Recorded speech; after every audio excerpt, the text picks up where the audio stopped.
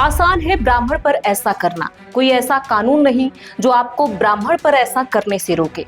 ब्राह्मण के लिए कोई प्रिवेंशन ऑफ एट्रोसिटीज एक्ट नहीं। ऐसा करने की पूरी आजादी है आपको, लेकिन किस ब्राह्मण पर ऐसा करेंगे? आपके इंडस्ट्री वाले ब्राह्मण नायकों और निर्देशकों पर, या सेंसर बोर्ड के ब्राह्मण सदस्यों पर, सत्ता पक्ष के ब्राह्मण मंत्रियों पर, या विपक्ष के ब्राह्मण नेताओं पर, या देश के सभी ब्राह्मणों पर अपना ये छिड़काव करेंगे? गनीमत है कि ब्राह्मणों पर ऐसा करने की इच्छा व्यक्त किए हो। किसी और जाति के लिए ऐसी बात किए होते तो अब तक लोग।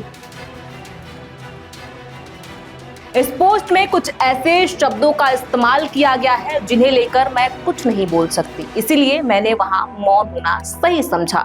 आपको बता दें, सोशल मीडिया पर ऐसे ही न जाने कितने पोस्ट आपको मिल जाएंगे जिनमें लोग अनुराग कश्यप को लेकर अपनी नाराजगी जाहिर कर रहे हैं। ब्राह्मण समाज के लोगों में कश्यप को लेकर आक्रोश है। पूरा मामला क्या है और लोग अनुराग कश्यप से इतने नाराज क्यों हैं, बताएंगे अपने इस वीडियो में। नमस्कार, मैं हूं प्रियांशु और आप देख रहे हैं नवभारत लाइव।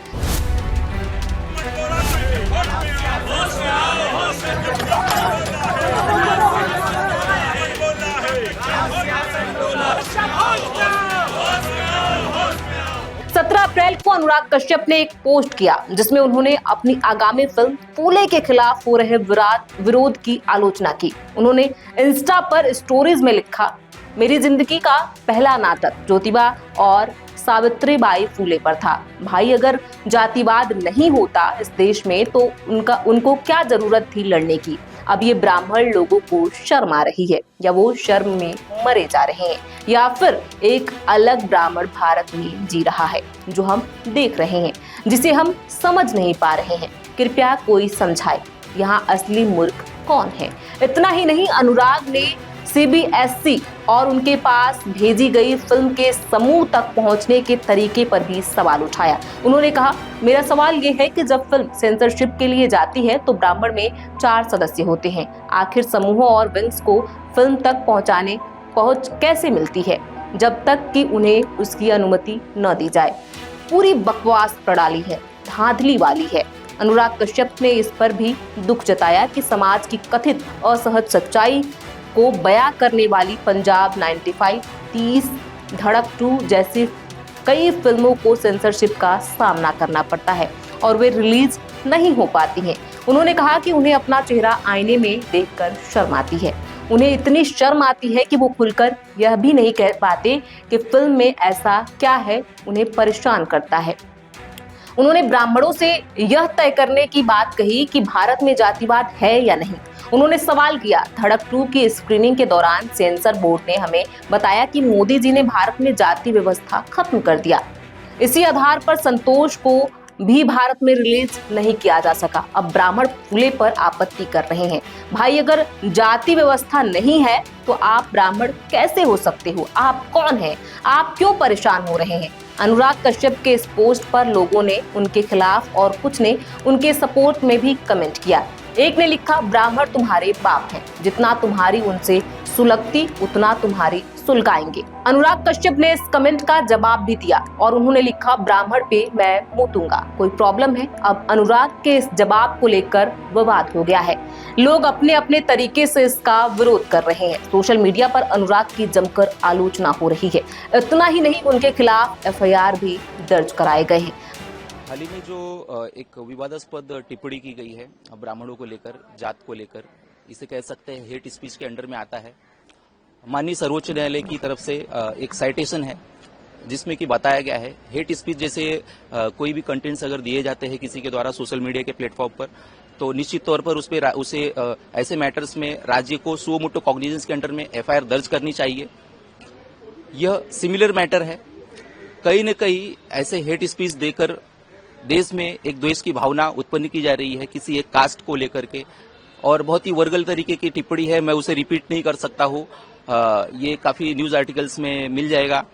तो ये सब चीजें जो हुई है यह निंदनीय है और सुओ मोटो कॉग्निजेंस में इस पर कार्रवाई हो, जिसे ध्यान में रखते हुए ये शिकायत आज मुंबई पुलिस कमिश्नर के ऑफिस में दर्ज करवाई गई है और इस पर कार्रवाई होगी, ऐसी हमारी मांग है।